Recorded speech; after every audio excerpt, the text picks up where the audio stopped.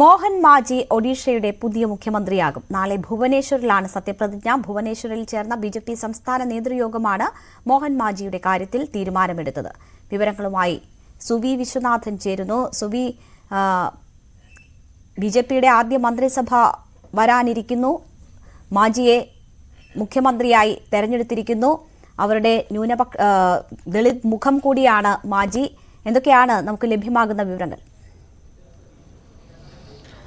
രേണുക, ഒഡീഷയിൽ ആദ്യമായി ബിജെപി നാളെ അധികാരത്തിൽ ഏറുകയാണ്. ബിജെപിയുടെ ആദ്യ മുഖ്യമന്ത്രിയാകുന്നത് മോഹൻ ചരൺ മാജിയാണ്. ഇന്നാണ് അദ്ദേഹത്തെ തെരഞ്ഞെടുത്തത്. നിരവധി ചർച്ചകൾക്കും ഊഹാപോഹങ്ങൾക്കും ശേഷമാണ് മോഹൻ മാജിയുടെ പേര് നിർദ്ദേശിക്കപ്പെട്ടിരിക്കുന്നത്. ഗോത്രവർഗ മേഖലയിൽ നിന്നുള്ള അല്ലെങ്കിൽ ആദിവാസി മേഖലയിൽ നിന്നുള്ള പ്രഗത്ഭനായ ഒരു നേതാവ് കൂടിയാണ് മോഹൻ മാജി എന്നാണ് ബിജെപി അവകാശപ്പെടുന്നത്. 4 വർഷം ഇദ്ദേഹം MLA ആയി തെരഞ്ഞെടുക്കപ്പെട്ടിട്ടുണ്ട്. 2019 2009 ഉൾപ്പെടെ കിയോങ്ജാർ എന്ന് പറയുന്ന മണ്ഡലത്തിൽ നിന്നാണ് മോഹൻ മാജി തെരഞ്ഞെടുക്കപ്പെട്ടിരിക്കുന്നത്. ഏതായാലും ബിജെപിയുടെ ഒരു ഗോത്രവർഗ മുഖം തന്നെയാണ് അദ്ദേഹം എന്നാണ് പറയുന്നത്. ഏതായാലും 24 വർഷം നീണ്ട നവീൻ പട്നായിക്കിന്റെ ഭരണം അവസാനിപ്പിച്ചുകൊണ്ടാണ് ബിജെപി അധികാരത്തിൽ ഏറുന്നത് എന്ന ഒരു പ്രത്യേകത കൂടെ ഇതിനുണ്ട്. നാളെ ഭുവനേശ്വറിൽ ഉച്ചയ്ക്ക് 2:30 സത്യപ്രതിജ്ഞാ ചടങ്ങുകൾ നടക്കുക.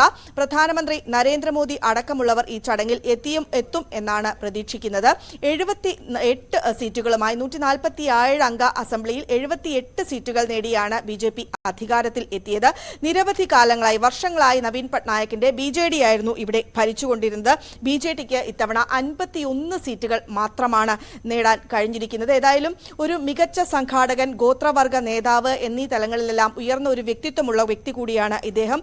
53-കാരനാണ് മാജി. ഒപ്പം തന്നെ മാജിയോടൊപ്പം 2 ഉപമുഖ്യമന്ത്രിമാരാണുള്ളത്. കനക് വർദ്ധൻ സിംഗ് ദിയോ, പ്രവതി പരിദ എന്നിവരാണ് ഉപമുഖ്യമന്ത്രിമാരായി തെരഞ്ഞെടുക്കപ്പെടുക. ഏതായാലും നാളെ ഉച്ചയ്ക്ക് 2:30 ചടങ്ങുകൾ ഉള്ളത്. ഒഡീഷയിൽ മോദി തന്നെ പ്രചാരണ രംഗത്ത് വലിയ തോതിൽ സജീവമായിരുന്നു. അതിന്റെ ഒരു പിൻബലത്തിൽ കൂടിയാണ് ബിജെപിക്ക് വിജയിച്ച് കയറാൻ കഴിഞ്ഞത് എന്നാണ് ബിജെപി നേതൃത്വം കരുതുന്നത്. രാജ്നാഥ് സിംഗ് ഉൾപ്പെടെയുള്ളവർ നിരീക്ഷകരായി എത്തി നിരവധി ചർച്ചകൾ നടത്തി. പുതിയ MLA-മാരുമായും MP-മാരുമായും ചർച്ചകൾ നടത്തി. അതിനുശേഷമാണ് മോഹൻ ചരൺ മാജിയെ ഇപ്പോൾ തെരഞ്ഞെടുത്തിരിക്കുന്നത്. സുവി വിശ്വനാഥാണ് വാർത്തയുടെ വിശദാംശങ്ങൾ നൽകിയത്. മോഹൻ മാജി ഒഡീഷയുടെ പുതിയ മുഖ്യമന്ത്രിയാകും.